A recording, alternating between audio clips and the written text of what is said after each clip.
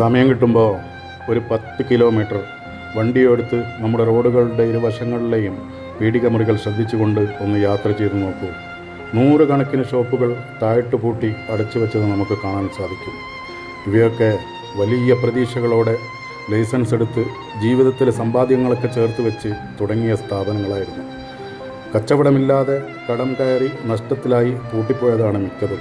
ഇവരിൽ പലരും ജീവിക്കാൻ വഴിയില്ലാത്ത അവസ്ഥയിൽ പ്രയാസത്തിലാണെന്ന് എത്ര പേർ ചിന്തിക്കാറുണ്ട്.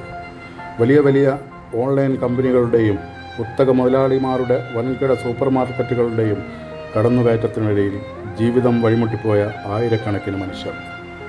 നമ്മുടെ പർച്ചേസിംഗ് സംസ്കാരം മാറി വരുമ്പോൾ ഒരു കൂട്ടം മനുഷ്യർക്കുണ്ടാകുന്ന ആഘാതം അല്ലെങ്കിൽ തൊഴിൽ നിഷേധം നമ്മൾ കാണാതെ പോകരുത്. ഇതുപോലെയൊക്കെ തന്നെയാണ് നമ്മുടെ നാട്ടിൻപുറങ്ങളിലെ ചില്ലറ സാധനങ്ങൾ വിൽക്കുന്ന പീടികകളും.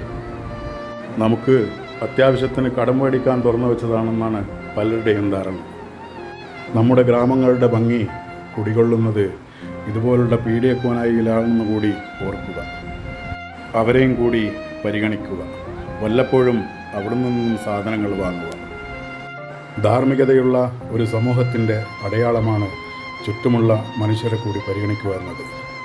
എല്ലാവരും സന്തോഷത്തോടു കൂടി ജീവിക്കുന്ന നല്ല നാളുകൾ ഉണ്ടാവട്ടെ. നിങ്ങളുടെ സ്വന്തം എം എ ഹമീദ്.